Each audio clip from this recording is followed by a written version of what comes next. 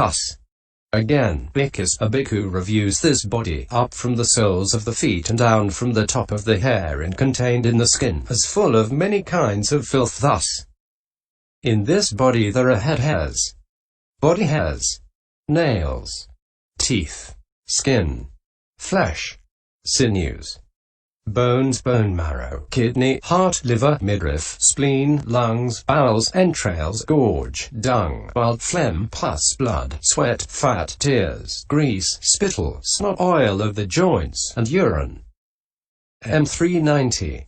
The brain being included in the bone marrow in this version, with a total of only 31 aspects. Section 45. Here is the description of the development introduced by commentary on the text. Opening parenthesis. Word commentary. This body. This filthy body constructed out of the four primary elements. Up from the soles of the feet. From the soles of the feet upwards. Down from the top of the hair. For the highest part of the hair downwards. Contained in the skin. Terminated all round by the skin. Reviews as full of many kinds of filth. He sees that this body is packed with the filth of various kinds beginning with head hairs. How? In this body there are head hairs, urine. Single quote. Section 46. Herein, there are means there are found. In this which is expressed thus. Up from the soles of the feet and down from the top of the hair and contained in the skin, as full of many kinds of filth. Body. The carcass. For it is the carcass that is called body. Kaya. Because it is a conglomeration of filth, because such vile kucchita things as the head hairs, etc. and the 100 diseases beginning with eye disease have it as their origin. Head hairs, body hairs. These things beginning with head hairs are 32 aspects. The construction here should be understood in this way. In this body there are head hairs, in this body there are body hairs. Section 47. No one who searches throughout the whole of this fathom-long carcass, starting upwards from the soles of the feet, starting downwards from the top of the head, and starting from the skin all round, ever finds even the minutest atom at all beautiful in it, such as a pearl, or a gem, or beryl, or aloes, or saffron, or camphor, or talcum powder. On the contrary, he finds nothing but the various very malodorous, offensive, drab-looking sorts of filth consisting of the head hairs, body hairs, and the rest. Hence it is said, in this body there are head hairs, body hairs, urine. Single quote. This is the commentary on the word construction here. Opening parenthesis. Development. Section 48. Now, a clansman who, as a beginner, wants to develop this meditation subject should go to a good friend of the kind already described. 3-73. And learn it. And the teacher who expounds it to him should tell him the sevenfold skill in learning and the tenfold skill in giving attention. Opening parenthesis. The sevenfold skill in learning. Herein, the sevenfold skill in learning should be told thus. As verbal recitation.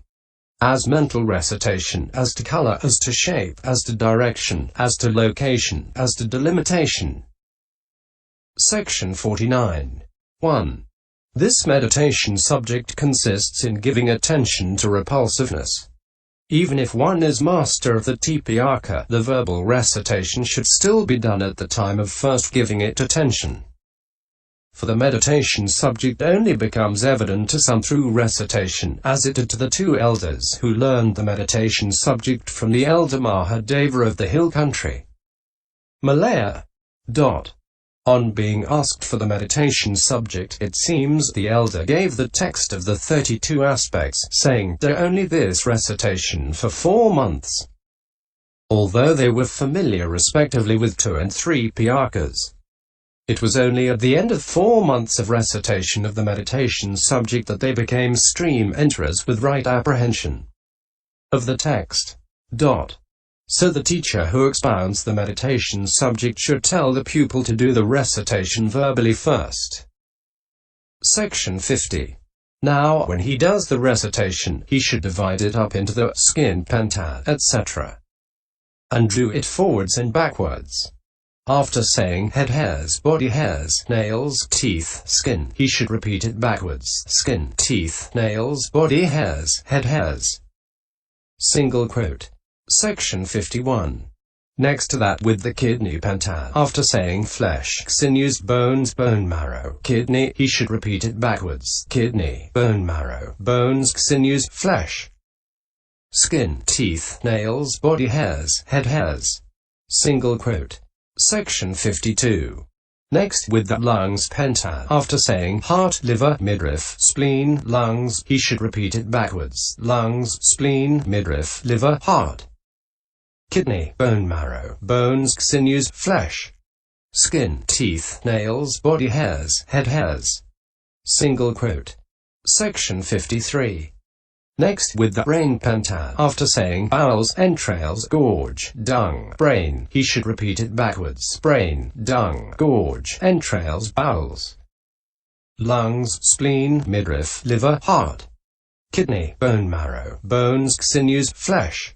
Skin, teeth, nails, body hairs, head hairs. Single quote. Section 54. Next with the fat, sextad, after saying bile, phlegm, pus, blood, sweat, fat, he should repeat it backwards: fat, sweat, blood, pus, phlegm, bile. Brain, dung, gorge, entrails, bowels. Lungs, spleen, midriff, liver, heart.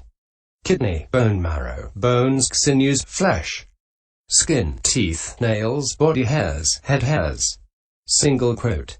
Section 55. Next with the urine, sextad, after saying tears, grease, spittle, snot, oil of the joints, urine, he should repeat it backwards: urine, oil of the joints, snot, spittle, grease, tears. Fat, sweat, blood, pus, phlegm, bile. Brain, dung, gorge, entrails, bowels. Lungs, spleen, midriff, liver, heart. Kidney, bone marrow, bones, sinews, flesh. Skin, teeth, nails, body hairs, head hairs. Single quote. Section 56. The recitation should be done verbally in this way 100 times, 1,000 times, even 100,000 times. For it is through verbal recitation that the meditation subject becomes familiar, and the mind being thus prevented from running here and there, the parts become evident and seem like the fingers of a pair of clasped hands, like a row of fence posts. Section 57. 2. The mental recitation should be done just as it is done verbally. For the verbal recitation is a condition for the mental recitation, and the mental recitation is a condition for the penetration of the characteristic of foulness. Section 58. 3. As to color, the color of the head hairs, etc., should be defined. Section 4. As to shape, their shape should be defined too. Section 5. As to direction, in this body, upwards from the navel is the upward direction, and downwards from it is the downward direction. So the direction should be defined thus: this part is in this direction. Single quote. Section 6. As to location, the location of this or that part should be defined thus: this part is established in this location. Single quote. Section 59. 7. As to delimitation, there are two kinds of delimitation, that is, delimitation of the similar and delimitation of the dissimilar. Herein, delimitation of the similar should be understood in this way: this part is delimited above and below and around by this. Delimitation of the dissimilar should be understood as non-intermixedness in this way: head hairs are not body hairs, and body hairs are not head hairs. Single quote. Section 60. When the teacher tells the skill in learning in 7 ways thus, he should do so knowing that in certain suttas this meditation subject is expounded from the point of view of repulsiveness, and in certain suttas from the point of view of elements. For in the Mahasatipahana Sutta, DN 22, it is expounded only as repulsiveness. In the Mahahatipadopama Sutta, MN 28. In the Maharajalovada Sutta, MN 62. And the Dhatuvibhaga, MN 140, also Viv 82. It is expounded as elements. In the Kayagatasati Sutta, MN 119. However, 4 jhanas are expounded with reference to one to whom it has appeared as a color. Kasyoa. Opening parenthesis. C3. Closing parenthesis. Dot. Herein, it is an insight meditation subject that is expounded as elements and a serenity meditation subject that is expounded as repulsiveness. Consequently, it is only the serenity meditation subject that is relevant here. Opening parenthesis. The tenfold skill in giving attention. Section 61. Having thus told the sevenfold skill in learning, he should tell the tenfold skill in giving attention as follows. As to following the order. Not too quickly, not too slowly, as to warding off distraction, as to surmounting the concept, as to successive leaving, as to absorption, as to the 3 satantas. Section 62. 1. Herein, as to following the order. From the time of beginning the recitation, attention should be given following the serial order without skipping. For just as when someone who has no skill climbs a 32-rung ladder using every other step, his body gets exhausted and he falls without completing the climb, so too, one who gives it attention skipping parts becomes exhausted in his mind and does not complete the development, since he fails to get the satisfaction that ought to be got with successful development. Section 63. 2. Also, when he gives attention to it following the serial order, he should do so not too quickly. For just as when a man sets out on a 3-league journey, even if he has already done the journey out and back 100 times rapidly without taking note of turnings to be taken and avoided, though he may finish his journey, he still has to ask how to get there. So too, when the meditator gives his attention to the meditation subject too quickly, though he may reach the end of the meditation subject, it still does not become clear or bring about any distinction. So he should not give his attention to it too quickly. Section 64. 3. And as not too quickly, so also not too slowly. For just as when a man wants to do a 3-league journey in one day, if he loiters on the way among trees, rocks, pools, etc., he does not finish the journey in a day and needs 2 or 3 to complete it. So too, if the meditator gives his attention to the meditation subject too slowly, he does not get to the end and it does not become a condition for distinction. Section 65. 4.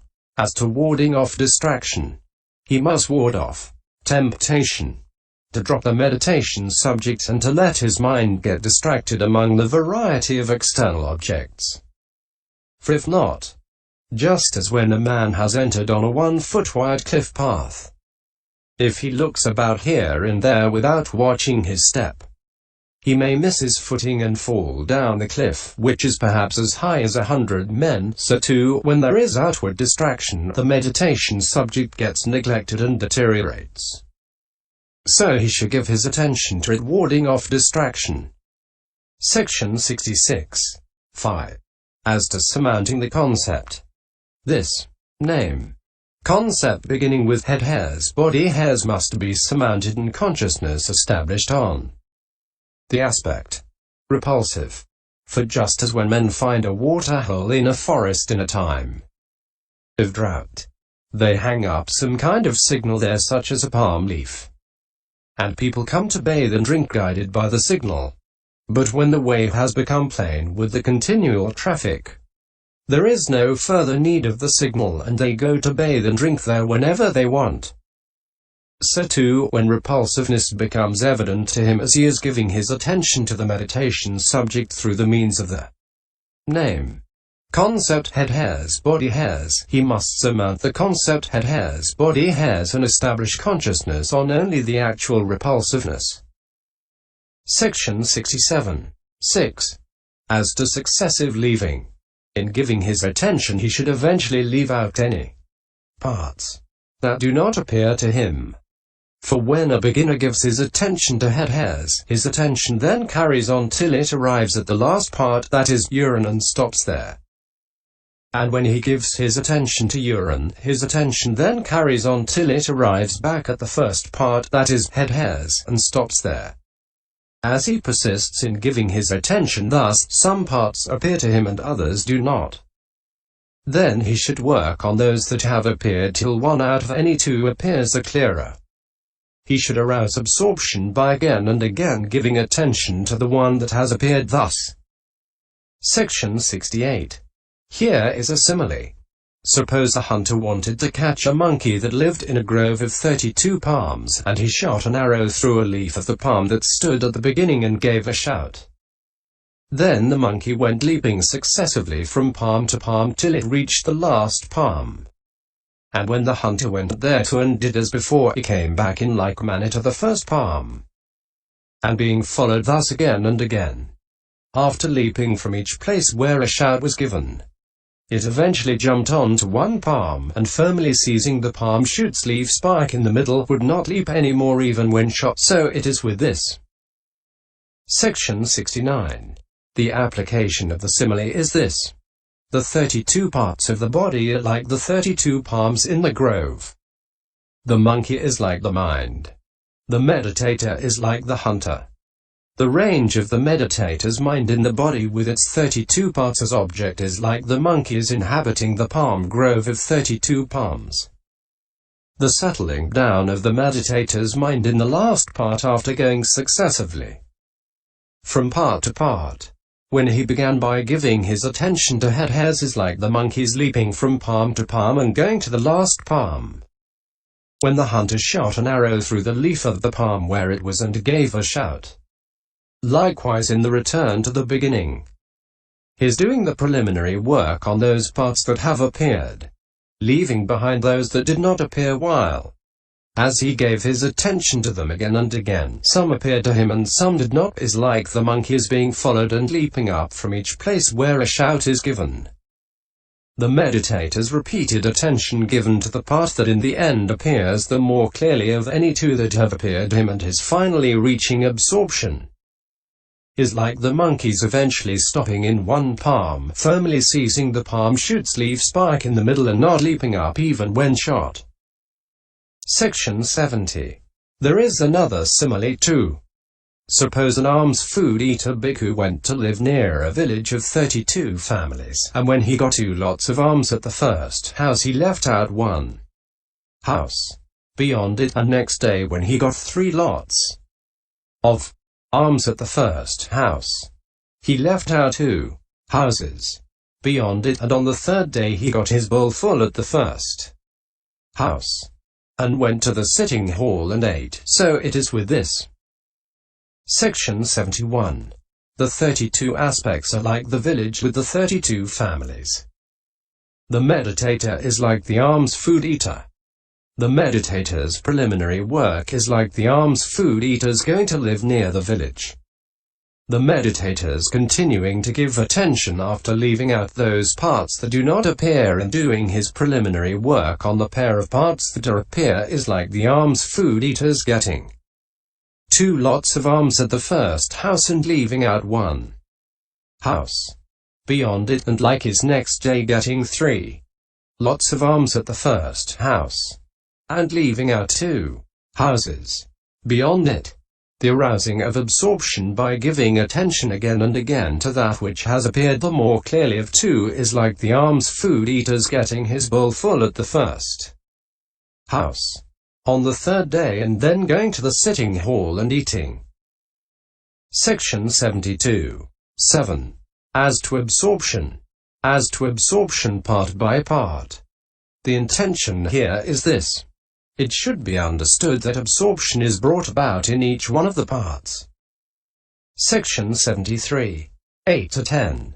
As to the 3 satantas. The intention here is this. It should be understood that the 3 satantas, namely those on higher consciousness, on coolness, and on skill in the enlightenment factors, have as their purpose the linking of energy with concentration. Section 74. 8. Herein, this sutta should be understood to deal with higher consciousness. Because there are three signs that should be given attention from time to time by a bhikkhu intent on higher consciousness. The sign of concentration should be given attention from time to time. The sign of exertion should be given attention from time to time. The sign of equanimity should be given attention from time to time. If a bhikkhu intent on higher consciousness gives attention only to the sign of concentration, then his consciousness may conduce to idleness. If a bhikkhu intent on higher consciousness gives attention only to the sign of exertion, then his consciousness may conduce to agitation. If a bhikkhu intent on higher consciousness gives attention only to the sign of equanimity, then his consciousness may not become rightly concentrated for the destruction of carcass. But because when a bhikkhu intent on higher consciousness gives attention from time to time to the sign of concentration, to the sign of exertion, to the sign of equanimity, then his consciousness becomes malleable, wieldy and bright. It is not brittle and becomes rightly concentrated for the destruction of carcass. Section 75. Because just as a skilled goldsmith or goldsmith's apprentice prepares his furnace and heats it up and puts crude gold into it with tongs, and he blows on it from time to time, sprinkles water on it from time to time, and looks on at it from time to time. And if the goldsmith or goldsmith's apprentice only blew on the crude gold, it would burn, and if he only sprinkled water on it, it would cool down, and if he only looked on at it, it would not get rightly refined. But when the goldsmith or goldsmith's apprentice blows on the crude gold from time to time, sprinkles water on it,